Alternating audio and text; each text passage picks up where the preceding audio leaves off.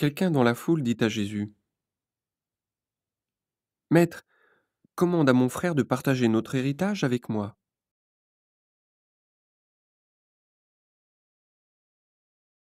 Jésus lui répond, Je ne suis pas là pour juger vos affaires, ni pour partager vos richesses.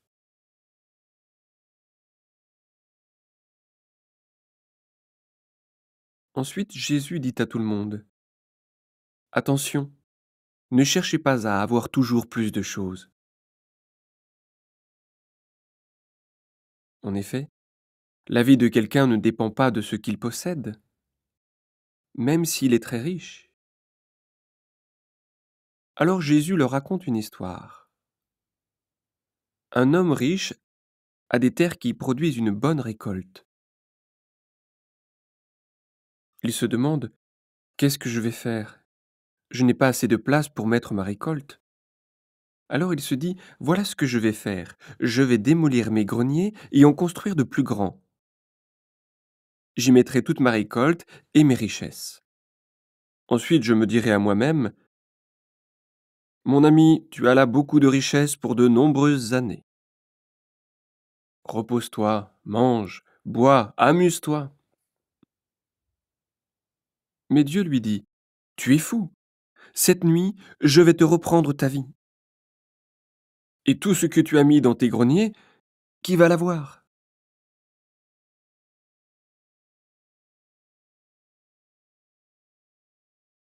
Jésus ajoute, Voilà ce qui arrive à celui qui cherche des richesses pour lui-même, mais qui n'est pas riche pour Dieu.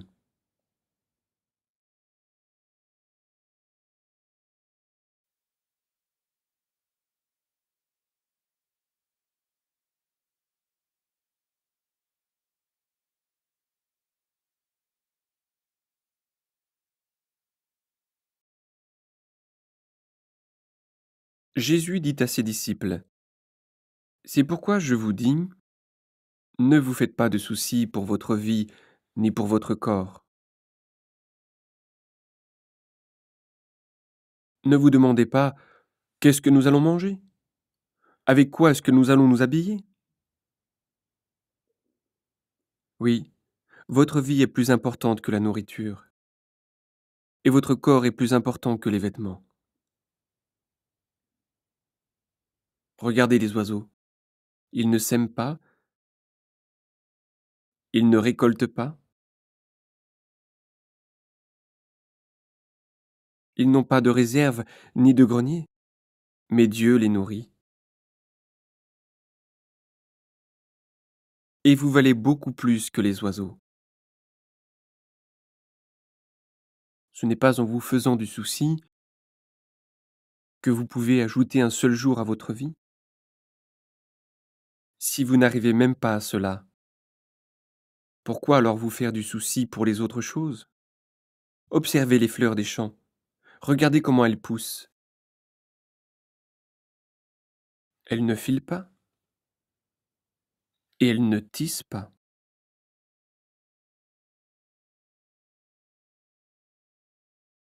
Pourtant, je vous le dis, même Salomon, avec toute sa richesse, n'a jamais eu de vêtement aussi beau qu'une seule de ses fleurs. L'herbe est aujourd'hui dans les champs et demain on la jettera au feu.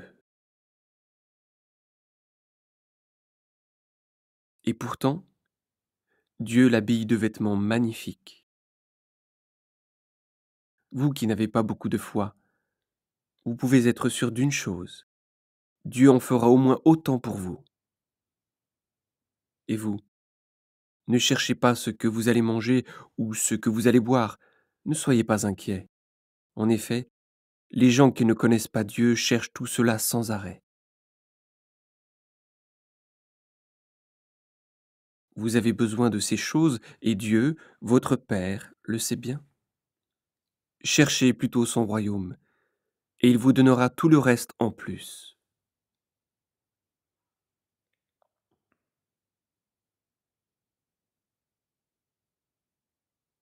N'aie pas peur, petit troupeau. Votre Père a choisi de vous donner le royaume.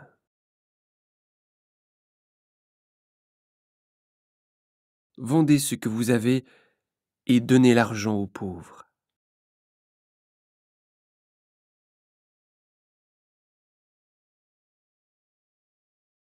Faites-vous des porte-monnaies qui ne s'usent pas.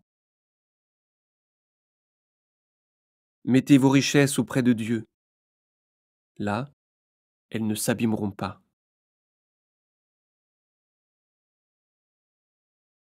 Les voleurs ne peuvent pas les prendre, et les insectes ne peuvent pas les détruire.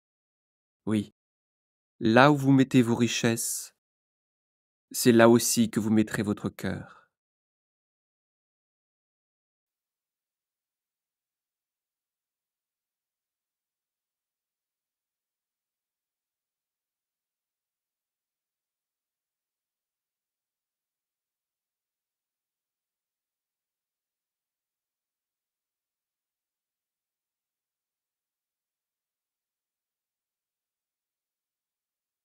Soyez comme des gens qui attendent leur maître au retour d'un mariage.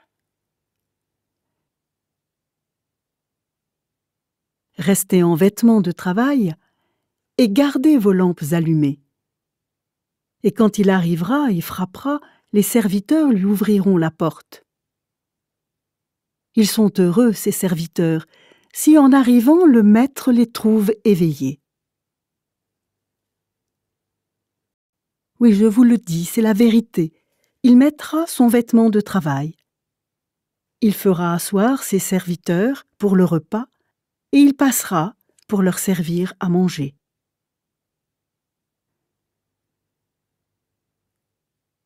Si le maître revient à minuit, ou plus tard encore, et s'il trouve ses serviteurs éveillés, alors ils sont heureux. Comprenez ceci. Le maître de maison ne sait pas à quelle heure le voleur va venir. Sinon, il ne laisserait pas le voleur entrer chez lui.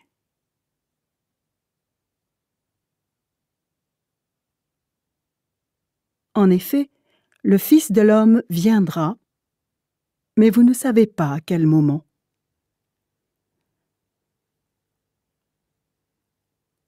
Vous aussi, soyez prêts.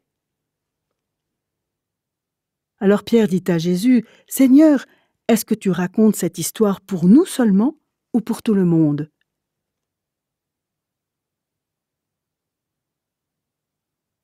Le Seigneur lui répond, « Le serviteur fidèle et intelligent, qui est-il »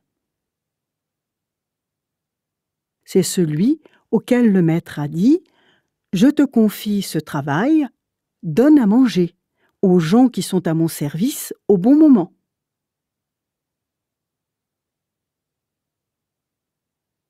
Il est heureux, ce serviteur, si son maître, à son retour, le trouve en train de faire ce travail.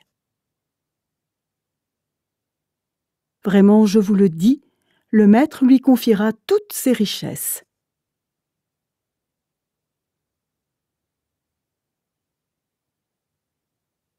Mais supposons ceci. Le serviteur se dit, « Mon maître ne revient pas vite. »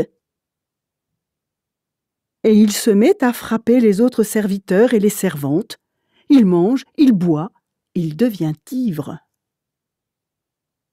Alors le maître viendra un jour où son serviteur ne l'attend pas et à une heure qu'il ne connaît pas. Il chassera ce serviteur et il le traitera comme on traite ceux qui ne sont pas fidèles. Ce serviteur sait ce que son maître veut.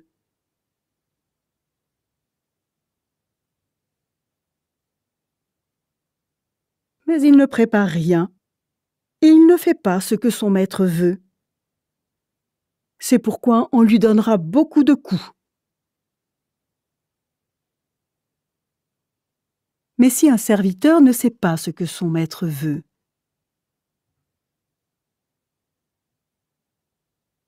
et s'il agit mal, on lui donnera peu de coups.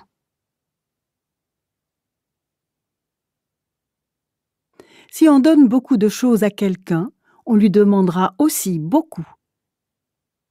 Si on confie beaucoup de choses à quelqu'un, on lui demandera encore plus.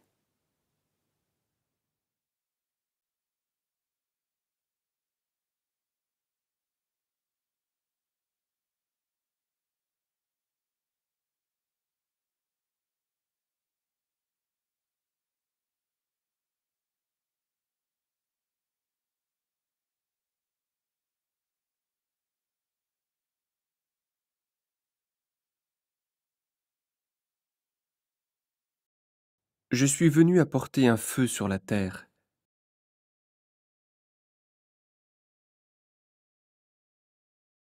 et je voudrais vraiment qu'il soit déjà allumé. Je dois recevoir un baptême, et j'attends avec grande impatience que cela se réalise. Ne pensez pas que je suis venu apporter la paix sur la terre. Au contraire, je vous le dis, à cause de moi, les gens ne seront pas d'accord entre eux. À partir de maintenant, quand 5 personnes vivront dans la même maison, elles ne seront pas d'accord. Elles seront 3 contre 2 et 2 contre 3. Le père ne sera pas d'accord avec le fils, et le fils ne sera pas d'accord avec le père. La mère ne sera pas d'accord avec la fille, et la fille ne sera pas d'accord avec la mère. La belle-mère ne sera pas d'accord avec la belle-fille, et la belle-fille ne sera pas d'accord avec la belle-mère.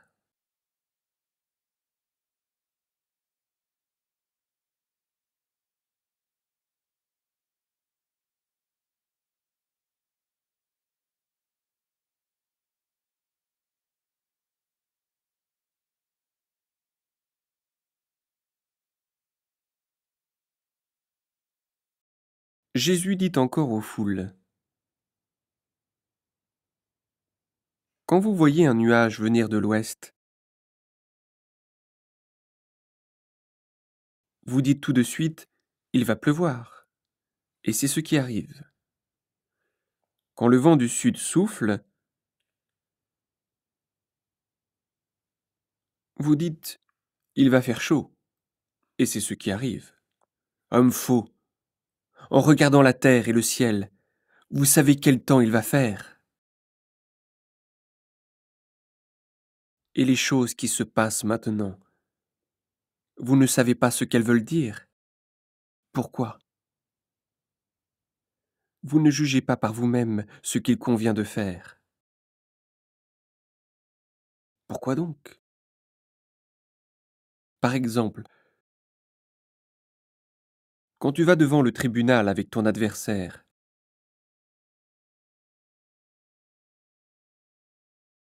essaye de te mettre d'accord avec lui pendant que vous êtes en route. Sinon, il va te traîner devant le juge. Le juge va te livrer à la police et les policiers vont te jeter en prison. Je te dis une chose, tu ne sortiras pas de là si tu ne payes pas tout l'argent que tu dois.